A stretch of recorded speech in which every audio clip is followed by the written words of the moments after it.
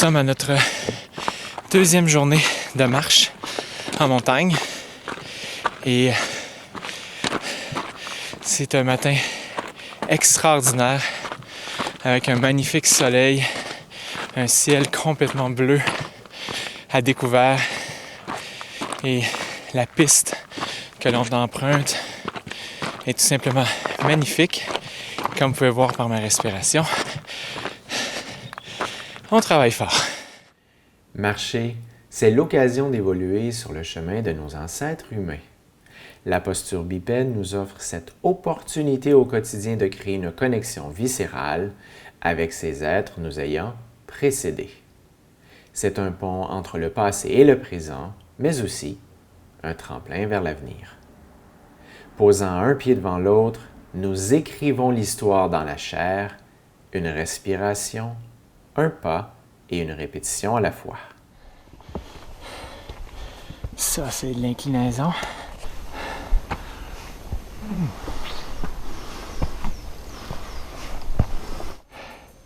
Voyez-vous, en haut, la colline, il y a d'autres ruines là-bas. C'est hallucinant. Cette pulsion de vie des temps immémoriaux qu'est celle de bouger, de tomber puis de se relever, d'avancer avec courage, de croître et d'évoluer, nous transporte avec grâce et force à travers les saisons de l'existence. The weather condition will become more extreme. Marcher demande l'action de ses membres périphériques passant par la force centrale, ce X anatomique qui nous forge de corps, esprit. Ce véhicule corporel dans lequel nous nous incarnons et intégrons nos savoirs vécus nous propulse vers l'avant avec énergie mêlant sensations, émotions, pensées, désirs et intentions. Marcher permet de réduire la distance entre deux points, que ce soit en solo ou en groupe. Geste biomécanique d'ancrage à la terre par une cognition en mouvement. Marcher, c'est la vie.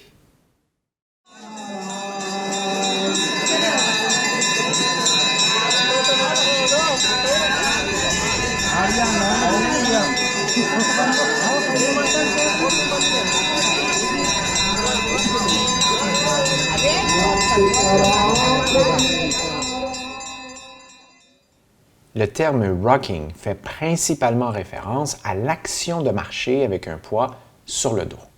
Pensons par exemple au soldat se déplaçant avec tout son barda.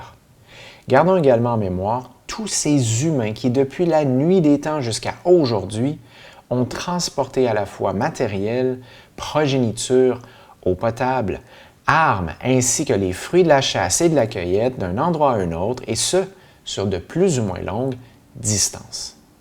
Selon le contexte, marchant avec une charge sur le dos, parfois sur la tête, et bien sûr dans les mains grâce à cette force de préhension qui caractérise Homo sapiens.